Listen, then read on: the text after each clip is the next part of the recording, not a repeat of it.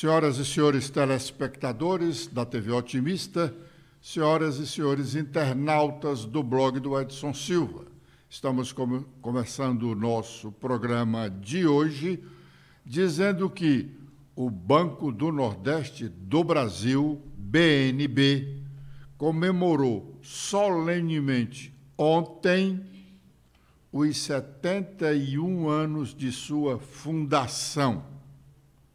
O banco foi fundado por força do trabalho de lideranças do PSD do passado, PSD de antes da Revolução de 64. Esse PSD de hoje é um outro totalmente diferente daquele.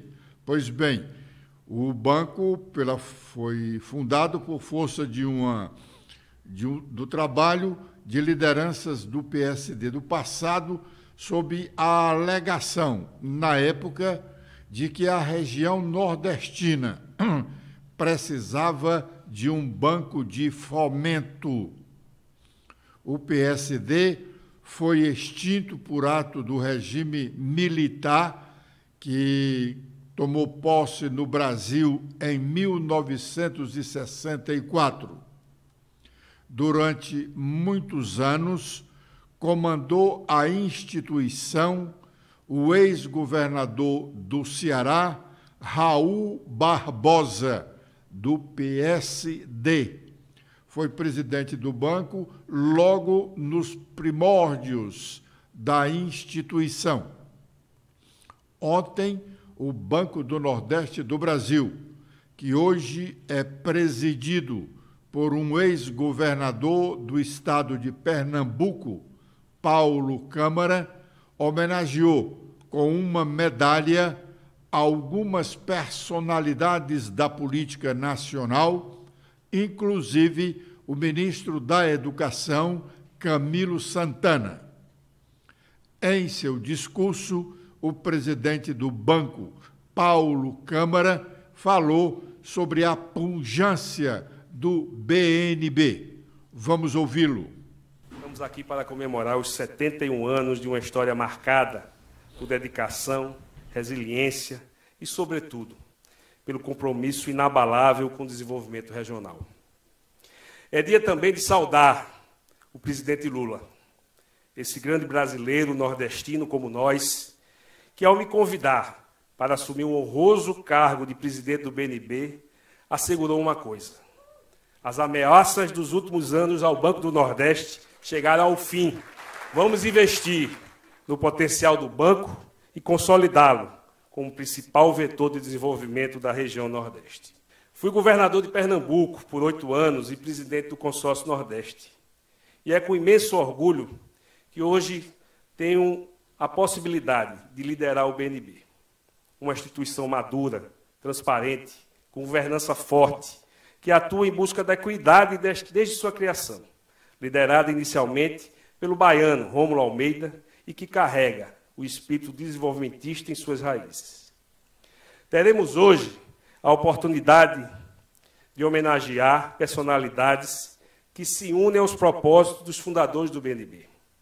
O ministro da Educação, Camilo Santana, com um grande histórico de contribuições fundamentais ao Estado do Ceará e ao Brasil, sobretudo nos dias de hoje, no cuidado que dedica à reconstrução da educação no nosso país. Em 1952, a Lei 1649, que sancionou a criação do Banco do Nordeste do Brasil e do Escritório Técnico de Estudos Econômicos do Nordeste, ETENE, desde então, todos os que fazem a instituição têm se dedicado a impulsionar o crescimento da região e a melhorar a qualidade de vida do nosso povo, bem como reduzir desigualdades inter- e intrarregionais, que ainda persistem. O Nordeste possui hoje 28% da população do país, mas detém menos de 14% da renda nacional. Uma distorção a ser superada com o engajamento de todo o agente público e liderança regional. Ao longo desses anos, vivenciamos diversos marcos históricos que moldaram o Banco do Nordeste que temos hoje. Bom, a respeito do aniversário do Banco do Nordeste, a coluna política do jornal O Estado de São Paulo de hoje tem uma notinha que diz o seguinte: o presidente do Banco do Nordeste, Paulo Câmara, decidiu fazer um afago ao ministro da Educação, Camilo Santana, depois de os dois travarem uma disputa nos bastidores pelo controle do Banco de Fomento. Prossegue a nota. Ele, Paulo Câmara, entregou ao petista uma homenagem nas comemorações de aniversário do banco. Embora aliado de Câmara, Camilo queria o PT do Ceará à frente do BNB, conclui a nota. Os nossos ouvintes e telespectadores notaram que no discurso do presidente do banco, o ex-governador de Pernambuco, Paulo Câmara, ele disse que o presidente Lula havia garantido a ele que cessaram-se todas as ameaças contra o banco. Ele não disse que ameaças eram essas, mas eram ameaças de extinção. Em várias oportunidades, falou-se em extinção do Banco do Nordeste e também do Banco da Amazônia, que foi criado posteriormente à criação do Banco do Nordeste. Paulo Câmara fez referência também ao ETENI, uma palavra hoje praticamente esquecida de uma boa parte dos nordestinos e brasileiros, pois foi o ETENI o responsável pela modernização da administração pública no Nordeste brasileiro. Saiu do ETENI os principais pensadores sobre a nova e moderna administração dos governos estaduais, começando aqui pelo Ceará, buscado pelo governador Virgílio Távora no seu primeiro governo, quando o estado do Ceará elaborou o seu primeiro plano de governo. E foram técnicos, funcionários do Banco do Nordeste do Brasil que fizeram este programa de governo para o estado do Ceará.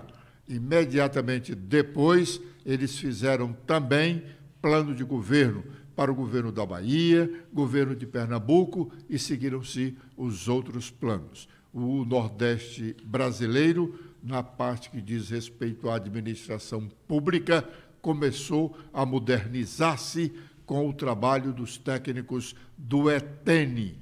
E de lá saíram, inclusive, deputados federais do estado do Ceará, como Osmundo Rebouças, Firmo de Castro e outros, além de Gonzaga Mota, que foi governador do estado do Ceará. Todas essas figuras foram funcionários do Banco do Nordeste do Brasil, formados no ETENI e que deram uma grande contribuição à administração pública do Nordeste brasileiro. Muito bem. Agora é o momento de fazermos o nosso primeiro intervalo e já voltaremos com a sequência do nosso programa.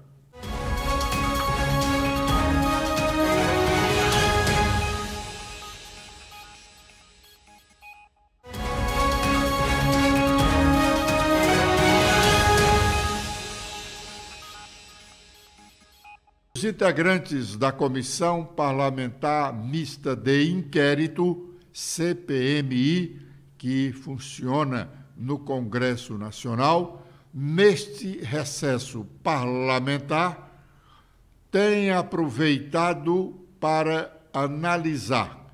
Os integrantes têm aproveitado este recesso para analisarem documentos e tratarem da retomada das atividades públicas da CPMI logo a partir do início de agosto, inclusive com a definição dos primeiros depoimentos a serem tomados. Hoje, o jornal O Estado de São Paulo traz uma matéria sobre esse tema. Stephanie. Olá, Edson. Olá, internautas do blog do Edson Silva. O Estadão destaca que o recesso parlamentar no Congresso não paralisou as discussões de bastidores sobre o destino da Comissão Parlamentar Mista de Inquérito, a CPMI, de 8 de janeiro, no segundo semestre. Os parlamentares debatem a possibilidade de retomar os trabalhos em agosto, com o depoimento do ex-diretor adjunto da Agência Brasileira de Inteligência, ABIN, Saulo Moura da Cunha, que comandava o órgão no dia em que ocorreram os ataques às sedes dos três poderes. A convocação de Cunha foi mobilizada pela oposição, numa tentativa de fortalecer a tese de que o governo do presidente Luiz Inácio Lula da Silva teria sido omisso durante o processo de preparação do esquema de segurança para o dia 8 de janeiro.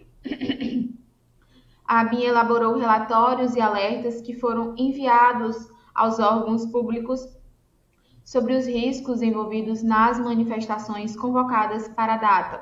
Cunha foi nomeado diretor adjunto da ABIN no primeiro dia de mandato de Lula e acabou exonerado do cargo em março.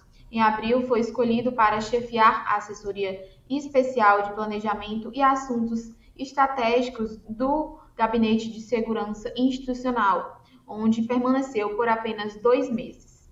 Muito bem. 2 ministros do Supremo Tribunal Federal continuam na berlinda neste período de recesso das atividades da Corte Superior da Justiça Brasileira.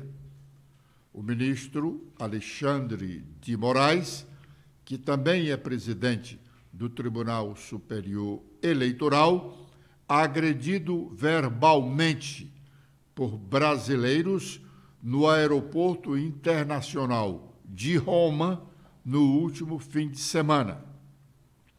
E o ministro Luiz Roberto Barroso, que fez um pronunciamento considerado político num recente Congresso Nacional de Estudantes realizado em Brasília.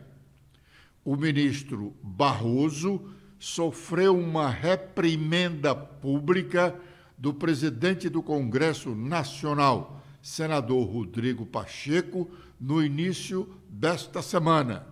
E ontem, um grupo de senadores protocolou no Senado um pedido de impeachment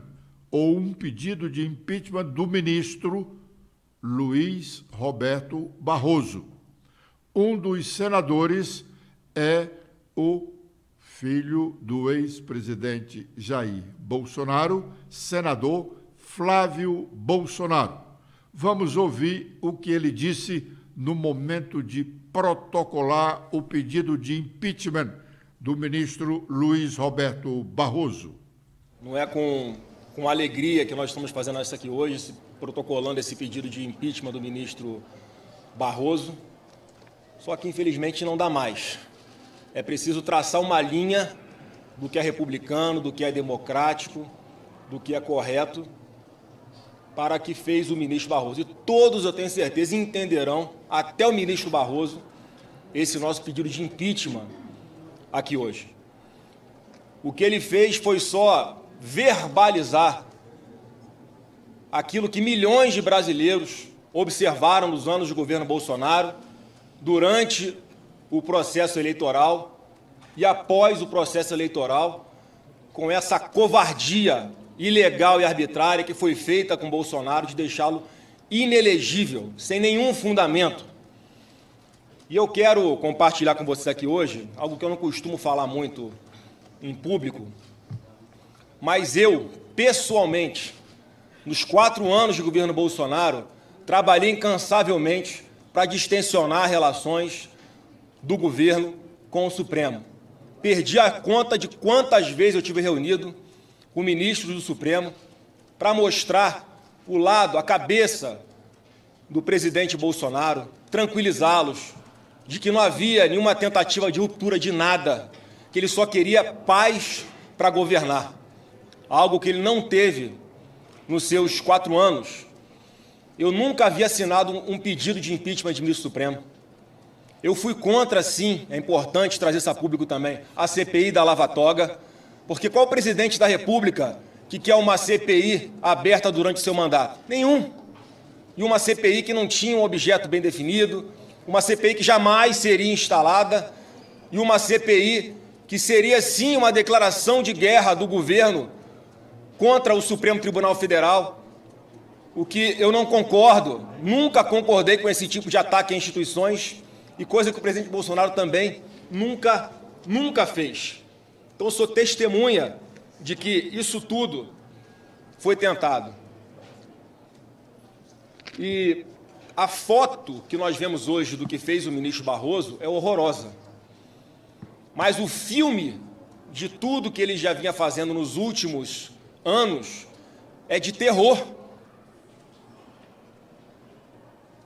Ele veio para dentro do Congresso Nacional para trabalhar contra aquela PEC do voto eletrônico com comprovante impresso. Com qual objetivo? Tudo que foi dito aqui já das intervenções públicas do ministro Barroso contra o Bolsonaro. Minhas matérias aqui, para não dizer que eu estou fazendo fake news, a participação daquele evento nos Estados Unidos sobre como se livrar de um presidente.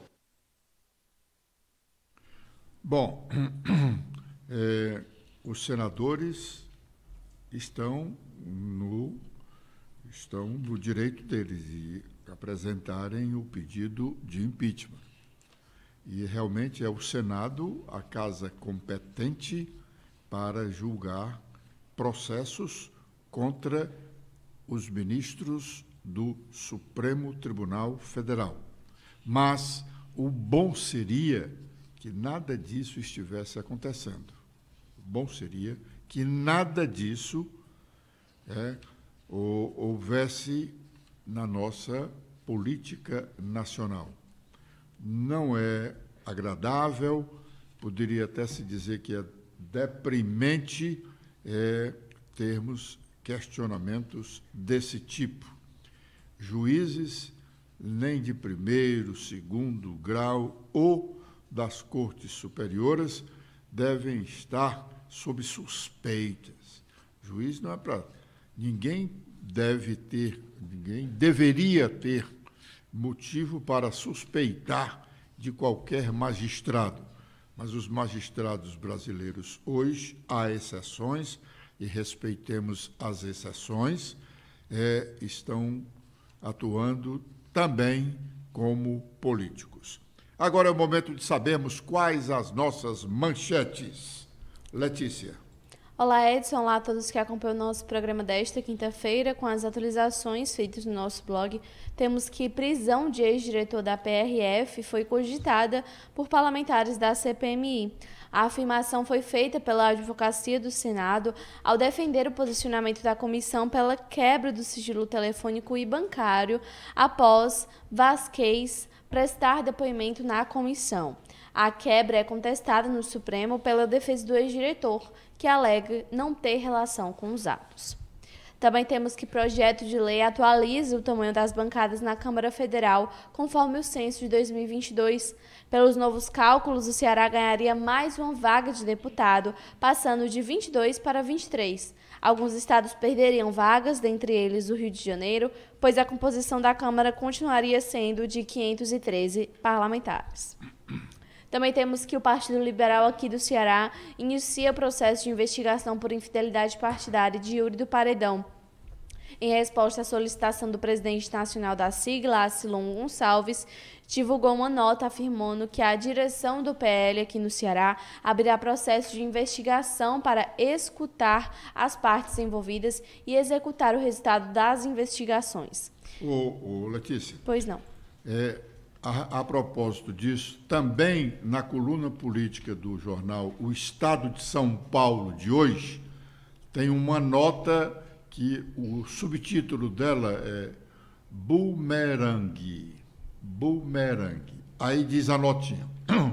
O diretório do PL no Ceará devolveu ao presidente da sigla Valdemar Costa Neto o processo de expulsão do deputado federal Yuri do Paredão, que postou foto com Lula para o PL do Ceará, cabe à direção nacional avaliar o que fazer.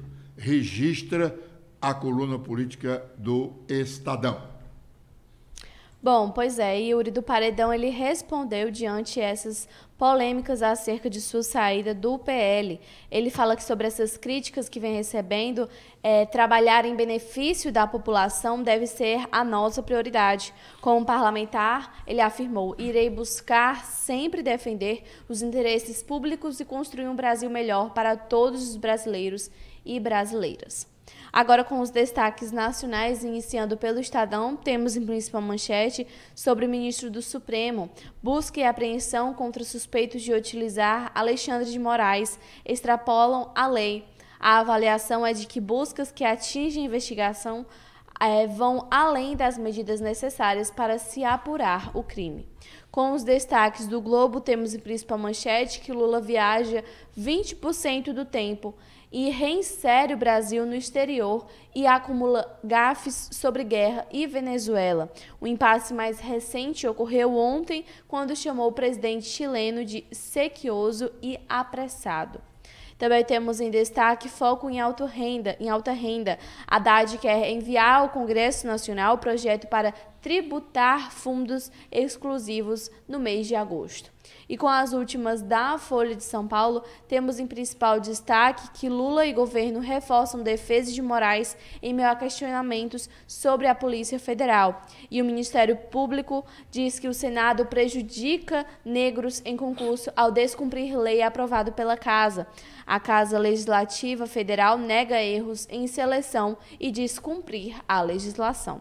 Bom, vamos fazer mais um intervalo e já estaremos de volta com a última parte do nosso programa.